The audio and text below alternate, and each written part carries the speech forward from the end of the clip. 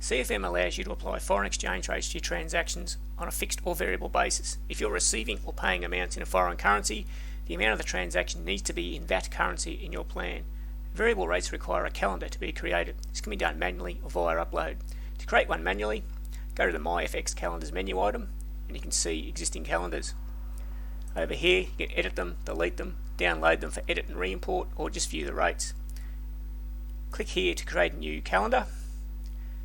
Give it a name, a description if you like, and select the base period. Bear in mind that once you've done this and you've saved the calendar, you can't edit the base period.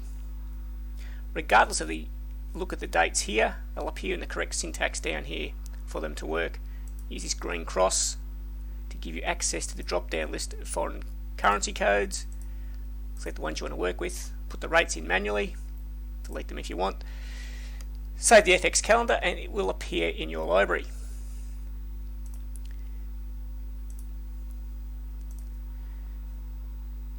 To use the import function at the templates FX calendar screen, you'll find sample templates, import rules and FX codes. Let's take a look at these now.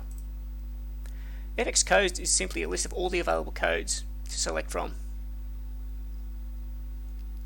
The import rules are a list of rules and parameters which must be adhered to, or your import just won't work.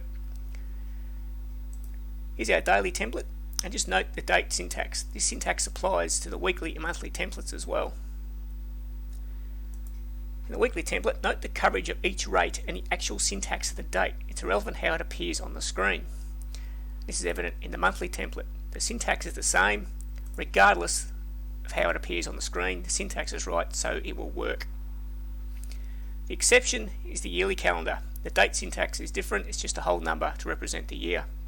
Refer to the tips and tricks document for how to use FX calendars for transactions, which will vary in value each recurrence.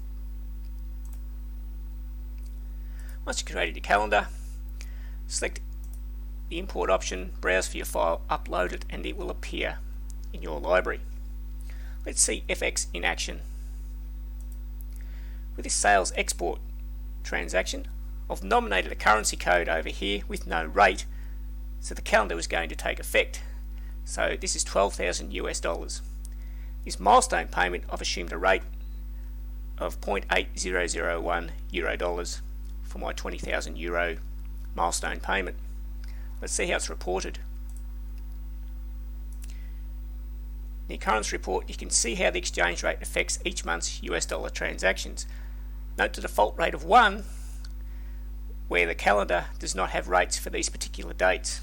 And here you can see my euro transaction here. And similarly, this is reflected in the calendar view and also the graph view.